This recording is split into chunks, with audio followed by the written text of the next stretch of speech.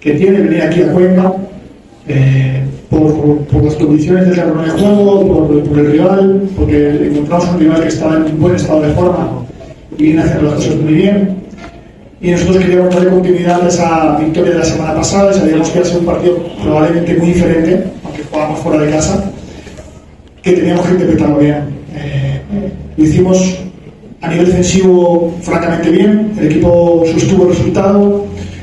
Como digo, no renunciamos a atacar porque tuvimos opciones para marcar el segundo gol, pero el equipo creo que hoy tuvo esa contundencia defensiva que venimos trabajando y que venimos buscando en el equipo para no dejar goles. También es un dato importante el ya tener 2 semanas seguidas fuera de casa sin encajar un gol, que eso al final da mucha confianza y ayuda al equipo a crecer en la solidez defensiva, y destaco sobre todo los aspectos.